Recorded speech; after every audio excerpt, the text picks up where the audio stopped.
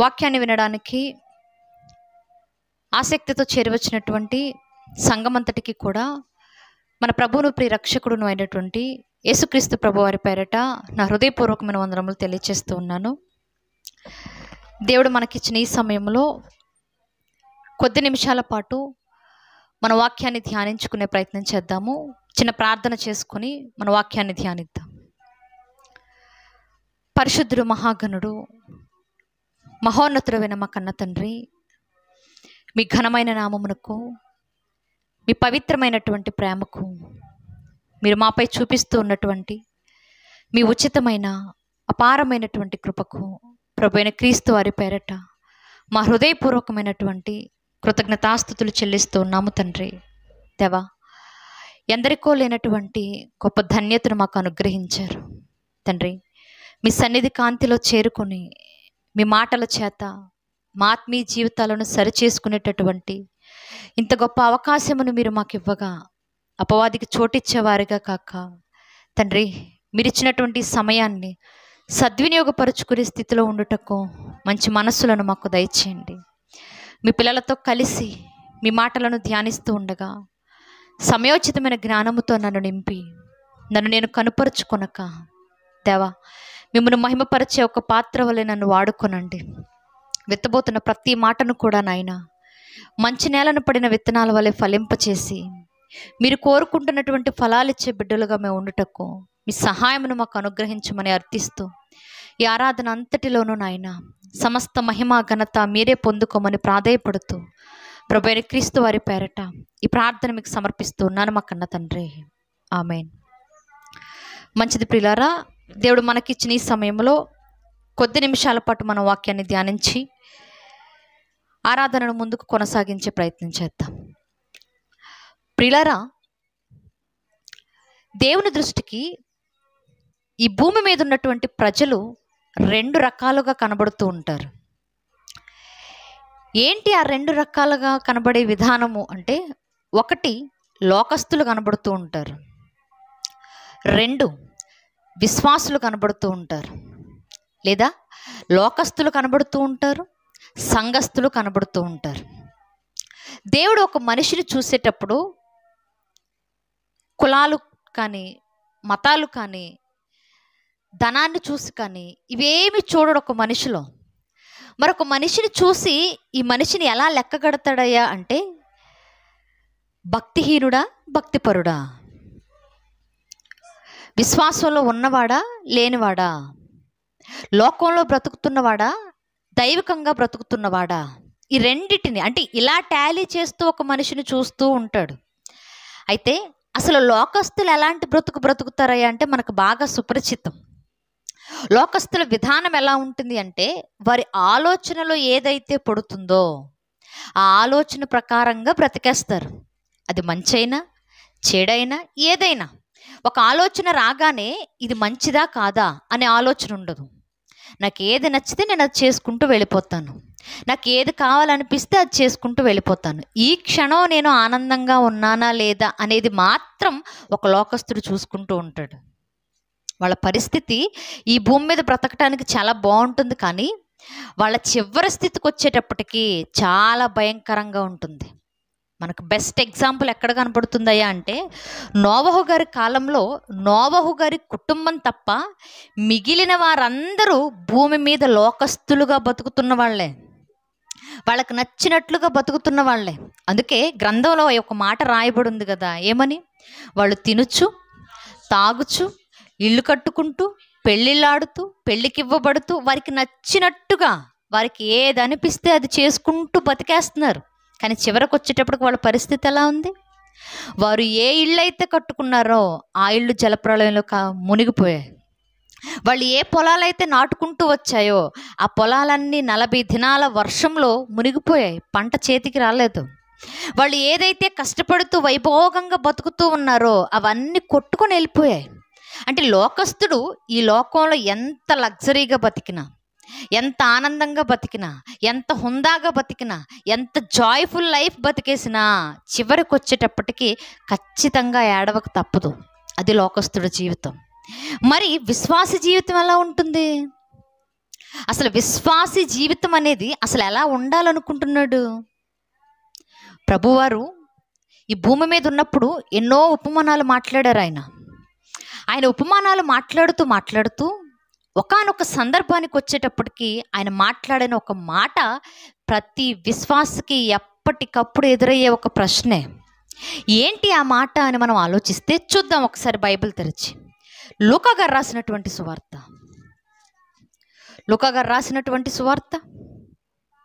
18వ అధ్యాయం 8వ వచనం నుండి, ఆయన వారికి త్వరగా న్యాయము తీర్చును, వారి విషయమే కదా ఆయన దీర్ఘశాంతము చూపుచున్నాడని మీతో చెప్పుచున్నాను. అయినను మనుష్య కుమారుడు వచ్చినప్పుడు ఆయన భూమి మీద విశ్వాసము కనుగొనునా?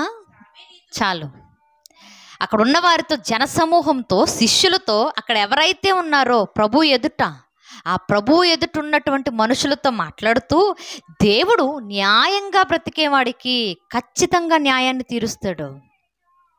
ఆయన కొరకు యథార్థంగా ఎవరైతే బతుకుతున్నారో, ఆయన కొరకు నీతిగా ఎవరైతే బతుకుతున్నారో వారికి ఖచ్చితంగా ఈ లోకంలో న్యాయం జరగకపోయినా ఆయన న్యాయపీఠం ఎదుట న్యాయం జరుగుతుంది అని మాట్లాడాడు.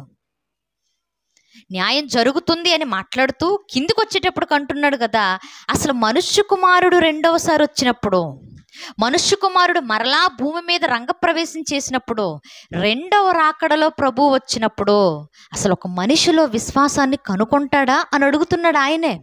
అంటే ప్రభు రెండవ రాకడలో వచ్చేసరికి భూమి మీద ఎవరి సంఖ్య తగ్గిపోద్ది? ఎవరి సంఖ్య?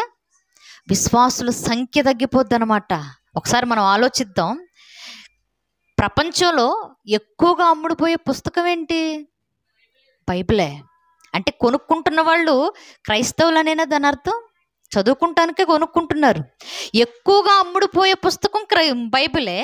ఎక్కువగా మెజారిటీ ఆఫ్ ద పీపుల్, ఎక్కువ సంఖ్యలో ఉన్నవాళ్ళు ఎవరయ్యా అంటే క్రైస్తవులే. వారం వారం పండగలకి, పబ్బాలకి చర్చిలు నిండిపోయేది ఎవరితో అయ్యా అంటే క్రైస్తవులతోనే. అంటే క్రైస్తవుల సంఖ్య అనేది ఎంత విరివిగా పెరిగిపోతుంటే, క్రైస్తవ జనాభా అన్నది ఇంత విస్తరిస్తూ ఉంటే ప్రభు ఏమంటున్నాడు? నేను రెండవ రాకడలో భూమి మీద కాలు పెట్టే సమయానికి అసలు విశ్వాసం అనేది నాకు కనిపిస్తుందా? అసలు విశ్వాసం అన్నవాడిని నేను చూస్తానా? అసలు విశ్వాసం అనేది నాకు దొరుకుతుందా అని మాట్లాడుతున్నాడు. అంటే విశ్వాసం అనేది ఉండదా? విశ్వాసుల సంఖ్య పెరగదా? మరి ఇప్పటి వరకు బైబిల్ కొనుక్కుంటున్న వాళ్ళంతా ఎవరు? ఆదివారం చర్చిలో కనిపించేది ఎవరు? క్రిస్మస్ పండగకి చర్చి కూడా పట్టనంత ఫుల్గా కనపడుతుంటారు మనుషులు. మరి వాళ్ళంతా ఎవరు? అసలు ఈరోజు ఆదివారం వచ్చి కూర్చున్నాం ఆరాధనలో, మనమంతా ఎవరు? మరి విశ్వాసులం కాదా? మరి ప్రభు ఎందుకన్నాడు ఆ మాట? కనుగొందునా అంటే అర్థం ఏంటో తెలుసా? అసలు నేను వచ్చినప్పుడు అసలు విశ్వాసం అన్నది నాకు కనబడుద్దా లేదా? కనిపించేదాన్ని వెతుక్కుంటామా, కనిపించని దాన్ని వెతుక్కుంటామా? మనం ఏది కనిపించదో అది వెతుకుతాం. అంటే ఎక్కడో ఒక మూల ఉంటే వెతుక్కుంటాం. కళ్ళ ముందే కనబడుతుంది అనుకోండి, ఎక్కువ సంఖ్యలోనే కనబడుతుంది అనుకోండి, వెతుక్కునవలసిన అవసరం ఉంటుందా? ఉండదు. మరి ప్రభువు ఇంతమంది క్రైస్తవ్యం పెరిగిపోతూ ఉంటే అసలు నేను వచ్చినప్పుడు క్రైస్తవ్యాన్ని కనుగొంటానా? నేను వచ్చినప్పుడు ఒక విశ్వాసిని చూస్తానా? అసలు నేను వచ్చినప్పుడు విశ్వాసం అనేది కనుగొనటానికి అవకాశం ఉంటుందా అని అడుగుతున్నాడు ఆయన. ఏంటి మరి దాని అర్థం? అంటే ఈరోజు మనం విశ్వాస స్థాయిలో దేవుడు అనుకున్న స్థితిలో ఉండట్లేదన్నమాట. ప్రభు ఏ విశ్వాసాన్ని అయితే విశ్వాసులో చూడాలనుకుంటున్నాడో ఆ విశ్వాస స్థాయిని ఈరోజు విశ్వాసులు అని చెప్పుకుంటున్న మనం అందుకోవట్లేదన్నమాట. అసలు ఒక విశ్వాసి ఏ స్థాయిలో ఉండాలని కోరుకుంటున్నాడు దేవుడు? అసలు మనలో ఎలాంటి విశ్వాసం ఉండిపోవాలనుకుంటున్నాడు? మనం ఎంతవరకు ఎక్కడి వరకు ఆగిపోయామంటే ఆదివారం చర్చికొచ్చి మేము విశ్వాసులు అని చెప్పుకునేంతవరకు ఆగిపోయాం. క్రిస్మస్కో, న్యూ ఇయర్కో, లేక ఈస్టర్ పండగకో, ఇలాంటి పండుగలకు సంఘానికి ఏదో ఒకటి ఇచ్చేసి నేను విశ్వాసి నేను అక్కడి వరకు చెప్పుకోవడంలో ఆగిపోయాం. నిజంగా విశ్వాసం అంటే మన సెల్ఫ్ చేసుకోవాలి. మనం అంటే మన స్వీయ పరీక్ష. నాలో ఎంతవరకు విశ్వాస స్థాయి ఉంది? మనిషిలో 90% వాటర్ ఉంటే మనిషి ఆరోగ్యంగా ఉన్నట్టు, అవునా? అవును. మరి ఒక క్రైస్తవుల్లో ఎంత శాతం విశ్వాసం ఉంటే ఆ మనిషి విశ్వాస స్థాయిలో ఉన్నట్టు? అది తెలియాలన్నా మనకు మనం సొంత పరీక్ష చేసుకోవాలి. షుగర్ టెస్ట్ ఎవరు చేసుకుంటారు? అవునా? షుగర్ ఉన్నోళ్ళు షుగర్ టెస్ట్ చేసుకొని చెక్ చేసుకుంటారు. అలాగే క్రైస్తవుడు కూడా విశ్వాస టెస్ట్ అనేది ఒకటి చేసుకోవాలి. నాలో ఎంత విశ్వాసం ఉంది, ఎక్కడ తగ్గిపోతుంది, ఏ విషయంలో నేను విశ్వాసంలో నుంచి వెనక్కి వెళ్ళిపోతున్నానని చేసుకున్నప్పుడే అసలు విశ్వాస స్థాయిలో మనం ఏ బ్రతుకులో బ్రతుకుతున్నావో తెలుస్తుంది. దేవుడు అంటున్నాడు కదా, అసలు విశ్వాసం నేను కనుగొంటానా అంటే మనలో విశ్వాస స్థాయి తగ్గిపోతుందేమో ఒకసారి చూసుకుందాం. విశ్వాసిగా ఎంత విశ్వాసం మనం కన్జ్యూమ్ చేయాలో, ఎంత దాచుకోవాలో అంత విశ్వాసం దాచామో లేదో చూసుకోవాలి. మనం ఎవరిని పోల్చి చూసుకుంటాం మరి ఇప్పుడు? నీలోనూ విశ్వాస స్థాయి తగ్గినప్పుడు, నాలో కూడా విశ్వాస స్థాయి తగ్గినప్పుడు ఎవరిని చూసి తెలుసుకోవాలి విశ్వాసాన్ని? ఎవరినంటే మనకి హెబ్రీ పత్రికలో కొంతమంది విశ్వాస వీరుల జాబితా కనిపిస్తుంది. ఎందుకు రాయించాడు ఆ జాబితాని? ఎందుకంటే మనలో విశ్వాస కొలమానాన్ని కొలుచుకోవాలి అంటే ఆ భక్తుల ద్వారా కొలుచుకోవాలి. అందుకే అంతమంది గుంపు కనబడుతూ ఉంటారు మనకి. అందులో కూడా విశ్వాసంలో బలంగా ఉన్నవాళ్ళు ఉన్నారు, బలహీనంగా ఉన్నవాళ్ళు కూడా ఉన్నారు. బలహీనంగా ఉన్న వాళ్ళ గురించి మనం ఇప్పుడు మాట్లాడుకోనక్కర్లేదు, కానీ బలంగా ఎవరైతే ఉన్నారో, విశ్వాసంలో టాప్ 99 మార్కులు ఎవరైతే సంపాదించారో వాళ్ళను చూసి మనం ఈరోజు విశ్వాస స్థాయిని కొలుచుకోవాలి. అలాంటి టాప్ మోస్ట్లో ఎవరు కనపడతారయ్యా అంటే ఎవరు కనిపిస్తారు? వెరీ గుడ్, అందరు టిఫిన్ చేసి వచ్చారు కదా, అబ్రహాము గారు కనపడతారు. ఎందుకంటే విశ్వాసులకు తండ్రి అనే ఒక కితాబు పొందుకున్నాడు ఆయన. అంటే విశ్వాస స్థాయిలో ఎవరొచ్చినా ఆయనకు కుమారులుగానే వస్తారు తప్ప తండ్రి స్థానాన్ని ఎవరు భర్తీ చేయలేరు. ఆ స్థానం కేవలం అబ్రహాము గారికి మాత్రమే ఉంది. ఎందుకు ఇచ్చుంటాడు అబ్రహాము గారికి విశ్వాసులకు తండ్రి అనే బిరుదు? అంటే విశ్వాసంలో అంత గొప్ప స్థాయిని సంపాదించాడా? సంపాదించాడు కాబట్టే ఇచ్చాడు. ఎక్కడ సంపాదించాడయ్యా అంటే చూద్దాం కొన్ని వచనాలు. ముందుగా ఆదికాండం 12వ అధ్యాయం 1వ వచనం నుండి, యెహోవా నీవు లేచి నీ దేశము నుండి, నీ బంధువుల యొద్ద నుండి, నీ తండ్రి ఇంటి నుండి బయలుదేరి నేను నీకు చూపించు దేశమునకు వెళ్ళుము. నిన్ను గొప్ప జనముగా చేసి నిన్ను ఆశీర్వదించి నీ నామమును గొప్ప చేయుదును. నీవు ఆశీర్వాదముగా నుందువు. నిన్ను ఆశీర్వదించు వారిని ఆశీర్వదించెదను, నిన్ను దూషించు వారిని శపించెదను. భూమి యొక్క సమస్త వంశములు నీ యందు ఆశీర్వదింపబడునని అబ్రహాముతో అనగా. చాలు. ఇప్పుడు దేవుడు అబ్రహాము గారిని ఏం చేస్తున్నాడు? అబ్రహాముని ఏం చేస్తున్నాడు? దేవుడు ఏం చేస్తున్నాడు? యెహోవా నీవు లేచి అంటే అబ్రహాముని ఏం చేస్తున్నాడు? పిలుస్తున్నాడు. ఎక్కడి నుంచి? అబ్రహాము గారి చరిత్ర మనం చాలాసార్లు విన్నాం. ఎక్కడి నుంచి పిలుస్తున్నాడయ్యా దేవుడు అంటే అబ్రహాము గారి విధానం మనకు తెలియాలి. అప్పటికే అబ్రహాము గారు మెసొపొతేమియా నాగరికత డెవలప్ అవ్వడానికంటే ముందుగానే ఎక్కడో బబులోనులో కల్దీల ప్రాంతంలో ఉన్నాడు ఆయన. కల్దీల ప్రాంతంలో ఊరు అనే ఒక ఊరిలో ఉన్నాడు. ఆ ప్రాంతం అంతా దేని కిందకు వస్తాయి అంటే బబులోను కిందకు వస్తుంది. ఇప్పుడు బబులోనులో ఉన్నటువంటి మనిషి అబ్రహాము ఇప్పుడు బబులోనులో ఉన్నాడు అంటే ఎన్ని ఆచారాల మధ్య ఉండుంటాడు ఆయన. ఇంకా చెప్పాలి అంటే అబ్రహాము గారిది ఒక అన్య కుటుంబం, విశ్వాస కుటుంబం కాదు. అందుకే యెహోషువ గారు కూడా ఆయన గ్రంథంలో రాస్తూ అబ్రహాము గారి కుటుంబాన్ని గురించి ఒక మాట రాశాడు. ఒకసారి చూసుకొని ఇక్కడికి వద్దాం. యెహోషువ గ్రంథం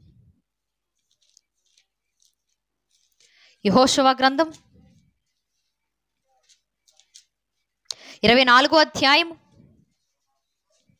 2వ వచనం నుండి, యెహోషువ జనులందరితో ఇట్లనెను, ఇశ్రాయేలీల దేవుడైన యెహోవా చెప్పునదేమనగా, ఆది కాలము నుండి మీ పితరులు అనగా అబ్రహాముకును నాహోరుకును తండ్రి అయిన తెరహు కుటుంబీకులు నది యూఫ్రటీసు అద్దరని నివసించి ఇతర దేవతలను పూజించిరి. ఏంటట? అబ్రహాము కానివ్వండి, అబ్రహాము సహోదరుడైనటువంటి నాహోరు కానివ్వండి, వీళ్ళ తండ్రి తరాల దగ్గర నుండే, అంటే తెరహు గారి కుటుంబం దగ్గర నుండే వాళ్ళు ఇతర దేవతలను పూజిస్తూ వచ్చేవాళ్ళు.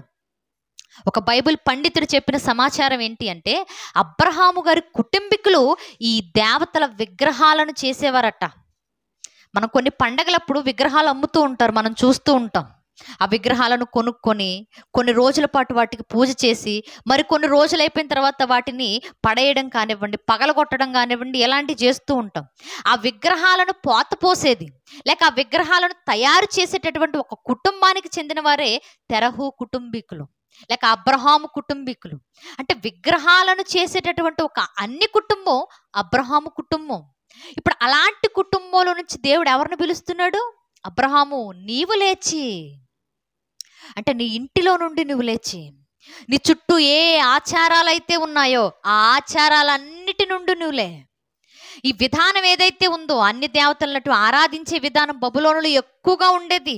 ఆ ఆరాధించే విధానంలో నుండి నువ్వులే. ఈ విగ్రహాలను తయారు చేసే విధానంలో నుండి నీలే. నీ కుటుంబీకులు ఎవరైతే ఉన్నారో, ఈ వృత్తికి చెందినవారు, ఈ వ్యాపారం చేసేవాళ్ళు, వీటన్నిటిలో నుండి నేను నిన్ను పిలుస్తున్నాను, నువ్వు రా అని పిలిచాడు దేవుడు. అంటే ఒక అన్ని కుటుంబంలో నుంచి నువ్వు లేచి, ఏ అన్ని కుటుంబాల్లో అయితే ఉన్నావో ఆ కుటుంబీకుల నుంచి నువ్వు సపరేట్గా వచ్చేయి. నీ ప్రాంతం ఏదైతే ఉందో ఆచారాలతో నిండిపోయిన నీ బబులోను ప్రాంతం, ఆ ప్రాంతంలో నుండి నువ్వు లేచి వచ్చేసే. నేను నిన్ను గొప్ప జనంగా చేస్తాను, నీ పేరు అభివృద్ధి పొందుతుంది, నీ సంతానం విస్తరిస్తుంది, అనేక మంది నీ ద్వారా ఆశీర్వదింపబడతారు, నువ్వు బయటికి రా అని చెప్పగానే అసలు ఎలా వచ్చుంటాడు అబ్రహాము? అప్పటికి దేవుణ్ణి చూసిన దాఖలాలు లేవు అబ్రహాము జీవితంలో. అప్పటి వరకు బైబిల్ చదువుకొని దేవుని మీద విశ్వాస స్థాయిని సంపాదించుకున్నటువంటి దాఖలం లేదు అబ్రహాములో. మరి అలాంటిది దేవుడు ఒకేసారి నీ కుటుంబం నుండి విడిచిపెట్టి, నీ ప్రాంతాన్ని విడిచిపెట్టి, నీ పరిస్థితుల్ని విడిచిపెట్టి, నీ ఆచారాల్లో నుండి, నీ ఆలోచనల్లో నుండి, నీ కుటుంబ వాతావరణంలో నుండి నువ్వు బయటికి రా అబ్రహాము అనగానే అసలు ఎలా వచ్చుంటాడు? రావడానికి అవకాశం ఉందా? మనం ఉన్నాం. సడన్గా ఎవరో ఒకళ్ళు ప్రత్యక్షం అయిపోయి నీ కుటుంబాన్ని వదిలొచ్చేసాయి, నువ్వు నమ్ముకుంటున్నట్టు దేవుడిని వదిలొచ్చేసాయి, నువ్వు చేస్తున్న వృత్తిని వదిలొచ్చేసాయి, నీ చుట్టూ ఎంతమంది అయితే ఉన్నారో వారందరినీ విడిచిపెట్టి నువ్వు రా, నీ లైఫ్ బాగుంటుందని ఒకళ్ళు చెప్పారనుకోండి, అంత గుడ్డిగా నమ్మి వెళ్ళిపోతామా? మనం వెళ్తామా? గడప కూడా దాటం. మనకు రుజువులు కావాలి, ప్రూఫ్ లేనిది మనం ఎవరో నమ్మం. మరి అలాంటిది అబ్రహాము నువ్వు వచ్చే అని దేవుడు పిలవగానే వెంటనే బ్యాగ్ సర్దుకొని ఎలా బయలుదేరిపోయాడు? అది విశ్వాసం అంటే. పిలిచినవాడు దేవుడు అని ఎప్పుడైతే అర్థమైందో ఇక ఏ మాత్రం అనుమానం అనేది మనసులోకి రానివ్వలేదు. అది విశ్వాస స్థాయి. పోనీ వచ్చాడు, వచ్చిన తర్వాత దేవుడు రమ్మన్నాడు తప్ప ఎక్కడికి వెళ్ళమన్నాడో చెప్పాడా? 12వ అధ్యాయంలో మనకు కనపడుతుందా? ఎక్కడా కనిపించదు. హారాను నుండి బయలుదేరి 70 ఏండ్లు 3 సంవత్సరాల వయసు ఉన్నప్పుడు బయటకు వచ్చాడు. నిన్ను ఆశీర్వదిస్తానని చెప్పాడు, బయటకు వచ్చాడు. వెంటనే తీసుకొని రావడానికైతే వచ్చాడు తప్ప ఎక్కడికి వెళ్ళాలో ఎంతసేపు చెప్పలే. రమ్మనగానే వచ్చాడు. ఇది గొప్ప విశ్వాసం. వచ్చిన తరువాత నువ్వు పలానా ప్రాంతానికి వెళ్ళని చెప్పకుండా ప్రయాణం చేస్తూ ముందుకెళ్ళిపోయాడంటే ఏమన్నది దాన్ని? ఇప్పుడు మనం ఉన్నాం, ఊరు పేరు ఏమీ తెలియకుండా బ్యాగ్ వేసుకొని రోడ్డు మీద వెళ్ళిపోతామా? ఒకవేళ మనం అలా వెళ్ళిపోతున్నాం అనుకోండి, అడుగుతారా అడగరా పక్కన వాళ్ళు? ఎక్కడికి వెళ్తున్నారండి అంటాం. అనగానే మనం ఏం చెప్తాం? తెలియదండి ఎక్కడికి వెళ్తున్నాను, బ్యాగ్ సర్దుకున్నాను బయలుదేరానంటే ఎలా ఉంటుంది? బాగుంటుందా? ఇప్పుడు అబ్రహాం పరిస్థితి అదే. భార్యను తీసుకున్నాడు, అన్న కొడుకును లోతును తీసుకున్నాడు, పశువుల్ని, తనకి ఏదైతే కొంత భాగం ఉందో ఆ ఆస్తిని తీసుకున్నాడు, బయలుదేరి వెళ్ళిపోతున్నాడట. ఎక్కడికి వెళ్తున్నాడంటే ఎక్కడికి వెళ్తున్నాడో తెలియదు. మరి అది విశ్వాసం. పిలిచిన వాడు వదిలిపెట్టండి నన్ను అనుకునే విశ్వాసం. దేవుడు పిలిస్తే బయటకు వచ్చాను, ఆ పిలుపుని అందుకొని నేను బయటకు వచ్చిన తర్వాత నన్ను ఎక్కడికి చేర్చాలో అక్కడికి చేరుస్తాడు దేవుడని మౌనంగా వెళ్ళిపోతున్నాడు. దేవుని మీద ఎంత విశ్వాసం ఉంటే అలా వెళ్ళిపోతాం. ఇప్పుడు మనల్ని పిలిచాడు అనుకోండి, మనల్ని పిలిచాడు కదా, పిలిచాడు. చీకటిలో నుండి వెలుగులోనికి మిమ్మల్ని పిలిచిన వాని గుణాతిశయాలు ప్రచురించాలన్నాడు భక్తుడు పేతురు గారు. అంటే పిలుపు ఉందా మనకి? మనం కూడా పిలిచిన తర్వాత మనం ఇన్ని వదిలేసి బయటకు వస్తామా దేవుని కోసం? రాము. అసలు ఆదివారం చర్చికి రావాలంటేనే బోల్డ్ ప్రశ్నలు ఎదురవుతాయి మనకి. సడన్గా చర్చికి వెళ్తున్నారేంటి అని అడుగుతారేమో అని సడన్గా రాము.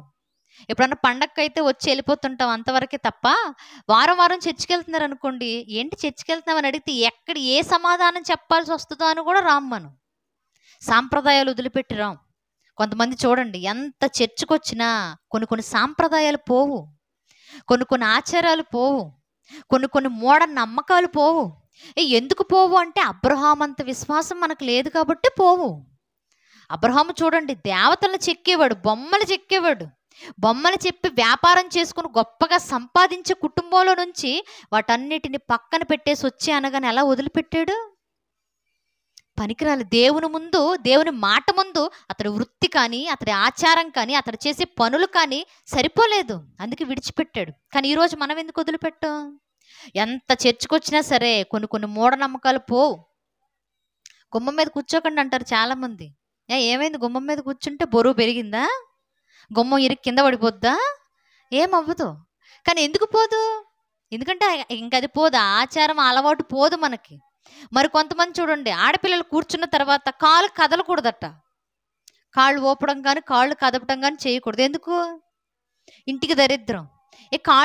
కాళ్ళు కదిపితేనే ఇంటికి దరిద్రం వచ్చేస్తుందని నువ్వు అంత నమ్ముతున్నప్పుడు, మరి ఇంట్లో లేడి పిల్లలాగా ఇంట్లోకి బయటికి పనులు చేసుకుంటే తిరుగుతూ ఉన్నప్పుడు మరి దరిద్రం రాదా?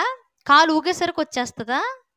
ఎందుకు పోదు ఈ ఆచారం? ఎందుకు పోదు? ఎందుకు ఈ ఆలోచన పోవట్లే? పోదు. ఎందుకంటే మన విశ్వాస స్థాయిలో అంత ఎదగలేదు కాబట్టి.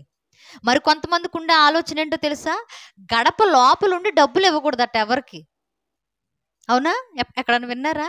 డబ్బులు ఇచ్చేటప్పుడు ఎలా ఇవ్వాలి? బయటకు వచ్చి డబ్బులు ఇచ్చి మళ్ళీ గుమ్మం దాటి లోపలికి వెళ్ళాలి. గుమ్మానికి అవతలుండి గుమ్మానికి యువతలున్న మనిషికి డబ్బులు ఇవ్వకూడదట. ఎందుకు? అలా ఇస్తే తిరిగి రావంట. అంటే వాళ్ళు ఎవరని నమ్మకమో ఏమో మరి. అంటే ఎందుకు పోవట్లేదు ఇవన్నీ?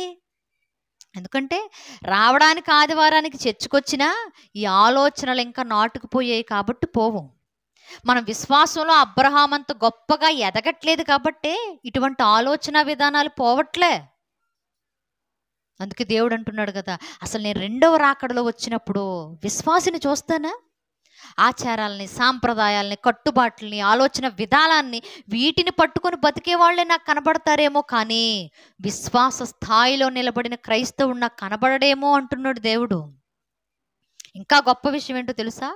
అబ్రహాము గారికి బయటికి పిలిచిన తరువాత చాలా కాలానికి ఒక వాగ్దానం చేశాడు దేవుడు.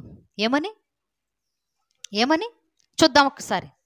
ఇదే ఆదికాండము 15వ అధ్యాయం 1వ వచనం నుండి. ఇవి జరిగిన తరువాత, ఏది జరిగిన తరువాత? వచ్చిన తరువాత అబ్రహాము గారు బయటకు వచ్చేసి ప్రయాణాలు చేస్తూ ఆ ప్రాంతానికి ఈ ప్రాంతానికి వెళ్ళిపోయి కొంతకాలం గడిచిన తర్వాత అబ్రహాము గారికి వచ్చినటువంటి ఆలోచన ఏంటి అంటే, బాగా సంపాదించాను ఈ కొద్ది కాలంలో నాకంటూ ఎంతో కొంత వెనకేసుకున్నాను. పశువులను వెనకేసుకున్నాను, డబ్బు వెనకేసుకున్నాను. డబ్బు అంటే ఆ రోజుల్లో సంపద, ఆస్తి. ఇవన్నీ నేను కూడబెట్టుకున్నాను, బాగానే ఉంది. నా తర్వాత అనుభవించడానికి నా గర్భాన ఒకడు లేడని బాధపడుతూ ఉన్నప్పుడు వెంటనే అనుకున్నాడట అబ్రహాము, నా దగ్గర ఎంతో నమ్మకంగా ఉంటున్నాడు కదా పనివాడు, ఈ పనివాడిని నేను కొడుగ్గా స్వీకరిస్తాను, దత్తత తీసుకుంటానని మాట్లాడుకొని దేవుని ముందు పెట్టాడు. ఇది పెట్టినప్పుడు ఏం మాట్లాడుతున్నాడట? ఇవి జరిగిన తరువాత యెహోవా వాక్యము అబ్రహామునకు దర్శనమందు వచ్చి, అబ్రహామా, భయపడకము, నేను నీకు కేడము, నీ బహుమానము అత్యధికమగునని చెప్పెను. అందుకు అబ్రహాము, ప్రభువైన యెహోవా నాకేమి ఇచ్చిననేమి? నేను సంతానము లేనివాడనై పోవచ్చున్నానే. దమస్కు ఎలియాజరే నా ఇంటి ఆస్తికస్తాగును కదా అడుగుతున్నాడు. అయ్యా, నువ్వు నాకు అన్ని ఇస్తున్నావు, బాగానే ఉంది, బహుమానాన్ని కూడా ఎక్కువ చేస్తానంటున్నావు. ఏ బహుమానం? దేవుడేమో గర్భఫలం అనే బహుమానం గురించి మాట్లాడుతుంటే అబ్రహాం గారు అనుకుంటున్నారట, ఇప్పటికే చాలా ఆస్తి వచ్చేసింది కదా, ఈ బహుమానం చాలే, ఇంకా ఎక్కువ బహుమానం, ఇంకా ఆస్తినిచ్చేస్తే అనుభవించడానికి నాకు గర్భఫలం లేదని బాధపడిపోతున్నాడట. బాధపడి అంటున్నాడు కదా, అయ్యా నువ్వు నాకు ఎన్ని ఇస్తే ఏం ఉపయోగం, నాకెంత సంపాదించి పెడితే ఏం ఉపయోగం, నా గర్భాన తినడానికి పుట్టినటువంటి మనిషి లేడు. కాబట్టి ఎలియాజరు ఎప్పటి నుంచో నమ్మకంగా ఉన్నాడు పనివాడు. ఇస్సాకు గారికి సంబంధం చూడటానికి వెళ్ళింది ఈ పెద్ద మనిషే. అప్పటికి చిన్నగా ఉండుంటాడు. నేను ఈ బిడ్డను ఎలియాజరును నా కొడుక్గా స్వీకరిస్తానంటే దేవుడు వద్దన్నాడు. వద్దన్న తరువాత వాగ్దానం చేస్తూ అంటున్నాడు కదా. 4వ వచనం, యెహోవా వాక్యము అతని వద్దకు వచ్చి, ఇతడు నీకు వారసుడు కాడు, నీ గర్భవాసమును పుట్టబోచున్నవాడు నీకు వారసుడగునని చెప్పెను. మరియు అతన్ని వెలుపలకు తీసుకొని వెళ్ళి, నీవు ఆకాశము వైపు తేరి చూచి నక్షత్రములను లెక్కించుటకు నీ చేతనైతే లెక్కించుమని చెప్పి నీ సంతానము అలాగునగునని చెప్పెను. అతడు యెహోవాని నమ్మెను, అది అతనికి నీతిగా ఎంచబడెను. చాలు, ఇవి బయటికి తీసుకొని వచ్చి, ఇదిగో ఆకాశం వైపు చూడు, నక్షత్రాలని చేతనైతే లెక్క పెట్టగలవా? లెక్క పెట్టలేవు.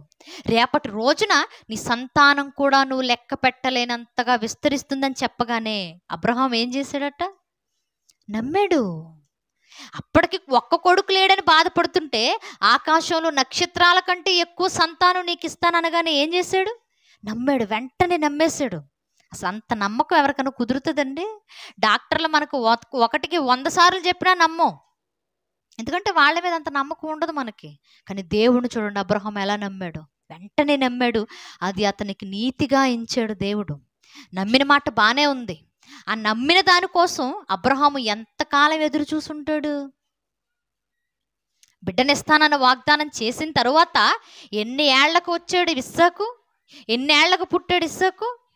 వాగ్దానం చేసేటప్పటికి అబ్రహాము వయసు ఎంత తెలుసా? కేవలం 75 సంవత్సరాలు. కానీ ఇస్సాకుకి జన్మనిచ్చేటప్పటికి అబ్రహాము వయసు ఎంత? 100 సంవత్సరాలు. అంటే ఎన్నేళ్ళు ఎదురు చూసుంటాడు? సుమారు 25 ఏళ్ళు. దేవుడు ఒక వాగ్దానం చేసిన తరువాత ఆ వాగ్దానం కొరకు 25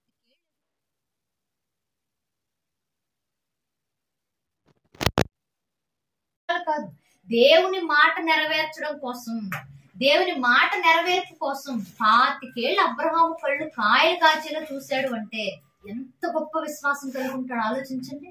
మనం అనుకోండి, మనకు కూడా కుటుంబంలో ఏదో ఒక కొరత ఉంటూనే ఉంటది, లేకుండా పోదు. ఉంటదా? ఖచ్చితంగా ఉంటది. మనిషి అన్నవాడికి ఖచ్చితంగా కొరత ఉంటది, ఉండాలి. ఎందుకంటే మనకి ఏదో ఒక లోటు ఉంటే తప్ప జీవితం మీద కసిరాదు. జీవితంలో ఏదో ఒక లోటు ఉంటే తప్ప ఏదో ఒకటి చేయాలని పట్టుదల పెరగదు. జీవితంలో ఏదో ఒక లోపం, ఒక లోటు లేకపోతే జీవితం విలువ మనిషికి తెలియదు.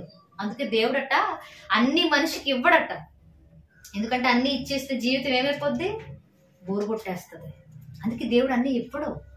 ఏదో ఒక లోపం, ఏదో ఒక కొరత పెడతాడు, ఏదో ఒక లోటు పెడతాడు. ఆ లోటు పెట్టినప్పుడు ఆ లోటు ఏంటో తెలుసుకొని దాన్ని పూర్తి చేసుకోవడంలో మనిషి జీవితం సరిపోద్ది. అంటే ఇప్పుడు అబ్రహాము జీవితంలో కూడా సంతానం అనే ఒక లోటు ఉంది. ఇప్పుడు ఈ సంతానం అనే ఒక లోటు దేవుడు తీర్చుతాడని చెప్పగానే ఎన్నేళ్ళు ఎదురు చూశాడు? 25. నిజంగా 25 ఏళ్ళు ఒకే ఆశతో ఉన్నాడు అంటే అబ్రహాము గారిది విశ్వాసమేనా? అంతకంటే గొప్పదే, మామూలు విషయం కాదది. 1 సంవత్సరం గడిచిన తర్వాత డౌట్ వస్తుంది. దేవుడు బిడ్డనిస్తానన్నాడు, ఏడాది అయిపోయింది, ఇంకా బిడ్డకు జన్మలివ్వట్లేదు నా భార్య అని అనుకుని ఉండడా? పోయిన సంవత్సరం కాదు, 2 ఏళ్ళు చూసిన తర్వాత నా భార్య ఇంకా ఏంటి గర్భాన్ని ధరించట్లేదని ఆలోచించి ఉండడా? 2 ఏళ్ళు కాదు, ఒక 5 ఏళ్ళు. 5 ఏళ్ల తర్వాత ఈ ఆలోచన వస్తుందా రాదా? దేవుడు మాట ఇచ్చాడు, ఎప్పుడు జరుగుద్దని ఆలోచన వస్తుందా రాదా? ఖచ్చితంగా వస్తుంది. 5 కాదు, 10 ఏళ్ళు. 10 ఏళ్ళు అయిన తర్వాత ఆలోచన వస్తుందా రాదా? ఖచ్చితంగా వస్తుంది. 10 కూడా కాదు, 20 ఏళ్ల తర్వాత ఆలోచన వస్తుందా? 20 ఏళ్ల తర్వాత రాదిక. ఎందుకు వస్తుంది? నమ్మకం పోద్ది. 20 ఏళ్ళు అయిపోయాక, 20 ఏళ్ళు అయ్యాయి, నాకు ఇప్పుడు 90 ఏళ్ళు వచ్చేసాయి, 90 ఏళ్ళు పైబడిన నేను ఇంక నేను బిడ్డకి ఏం జన్మనిస్తానని ఆగిపోవాలి, ఆలోచించడంలో ఆగిపోవాలి అబ్రహాము. కానీ ఆగిపోయాడా? ఆగిపోలా. ఎందుకు? మాట ఇచ్చినవాడు నమ్మదగినవాడు. వాగ్దానం చేసినవాడు నమ్మదగినవాడు కాబట్టి ఆ మాటను నమ్ముకున్నాడు అబ్రహాము. అది విశ్వాసమా కాదా?